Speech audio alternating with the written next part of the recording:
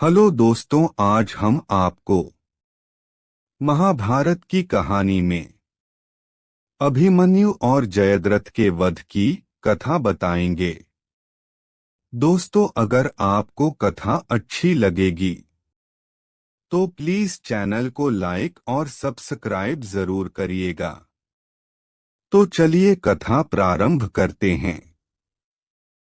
क्या आप जानते हैं कि महाभारत का युद्ध किसके किसके बीच हुआ था?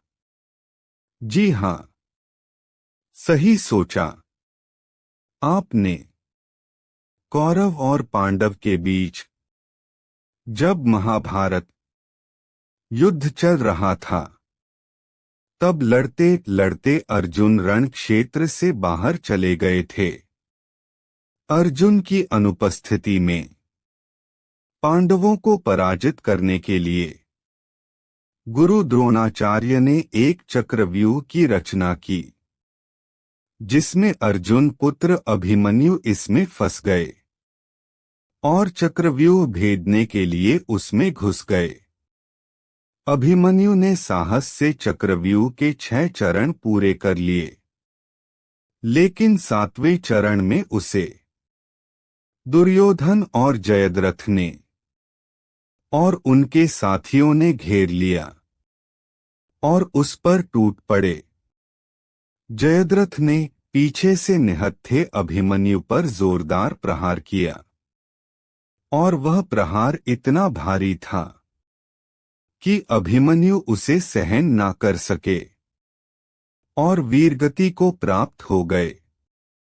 जब यह सूचना अर्जुन को मिली तब अर्जुन अपने पुत्र अभिमन्यु की मृत्यु सुनकर इतने आग बबूला और क्रोधित हो गए कि उन्होंने प्रतिज्ञा की कि अगले दिन सूर्यास्त के पहले जयद्रथ का वध कर दूंगा, और यदि जयद्रथ का वध नहीं कर सका तो मैं अग्नि में जल के भस्म हो जाऊंगा। यह प्रतिज्ञा सुनकर दुर्योधन, जयद्रथ और उसके साथी सभी लोग डर गए और विचार करने लगे कि जयद्रथ को अर्जुन से किस प्रकार बचाया जा सकता है। दुर्योधन जयद्रथ से कहने लगा, मित्र, चिंता मत करो, मैं और मेरी सेना तुम्हारी रक्षा करेगी।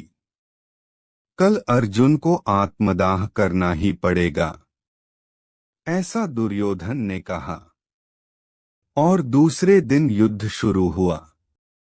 अर्जुन की आंखें जयद्रथ को ढूंढ रही थी, किंतु वह कहीं नहीं मिला। दिन बीतने लगा, अर्जुन की निराशा बढ़ने लगी। यह देखकर श्री कृष्ण बोले, हे पार्थ, समय बीतता जा रहा है और जयद्रथ को कौरव सेना ने कवच से ढक रखा है। तुम अपनी प्रतिज्ञा पूरी करते हुए उनकी सेना का संहार करो और अपने लक्ष्य की ओर आगे बढ़ो।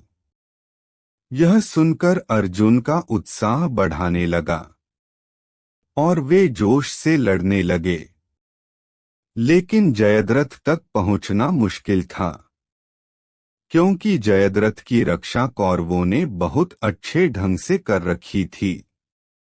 संध्या होने लगी, अर्जुन की चिंता बढ़ने लगी। तब श्री कृष्ण ने अपनी माया फैलाई और सूर्य देवता को बादलों में छिपा दिए और संध्या का भ्रम उत्पन्न कर दिए। कौरव सोचने लगे कि अब संध्या हो चुकी है और संध्या का भ्रम उत्पन्न कर दिए। कौरव सोचने लगे कि अब संध्या हो चुकी है और अर्जुन की प्रतिज्ञा व्यर्थ गई। अब तो उसे अपना शरीर छोड़ना ही होगा और आग में अपने शरीर का आत्मदाह करना होगा।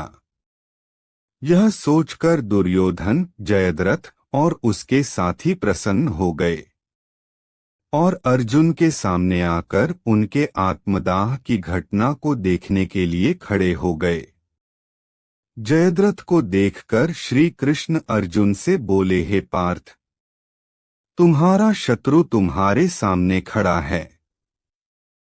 उठाओ अपना धनुर्धर और उसका सर धड़ से अलग कर दो।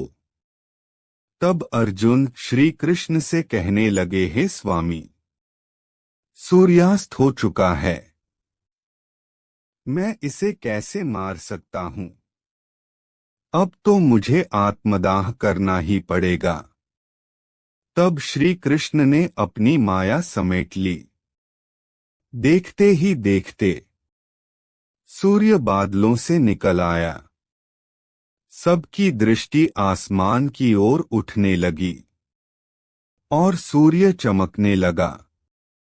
यह देख जयद्रथ और दुर्योधन के पैरों तले जमीन खिसक गई। जयद्रथ भागने को हुआ, लेकिन तब तक अर्जुन ने अपना गांडीव उठा लिया। तभी कृष्ण भगवान ने चेतावनी देते हुए बोले, हे अर्जुन, जयद्रथ के पिता ने इसे वरदान दिया था कि जो इसका मस्तक जमीन पर गिराएगा, उसका सिर 100 टुकड़ों में विभक्त हो जाएगा। इसीलिए इसका सिर जमीन पर गिरा तो तुम्हारे सिर के भी 100 टुकड़े हो जाएंगे। हे पार्थ, उत्तर दिशा की ओर 100 योजन की दूरी पर जयद्रथ का पिता तप कर रहा है। तुम इसका मस्तक ऐसे काटो कि सिर उसके पिता के गोद में जाकर गिरे। अर्जुन ने श्री कृष्ण की बात ध्यान से सुनी और अपने लक्ष्य की ओर ध्यान कर बाण छोड़ दिया। उस बढ़ा ने जयद्रथ का सिर धड़ से अलग कर दिया और बाण सिर को लेकर सीधा जयद्रथ के पिता की गोद में जाकर गिरा। जयद्रथ का पिता चौंक कर उठा तो उसकी गोद में से सिर जमीन पर गिर गया। जैसे ही सिर जमीन पर गिरा, उसके सिर के 100 टुकड़े हो गए। इस प्रकार से अर्जुन की प्रतिज्ञा पूरी हो गई। दोस्तों, कथा कैसी लगी? प्लीज लाइक और सब्सक्राइब जरूर करिएगा। जय हिंद, वंदे मातरम।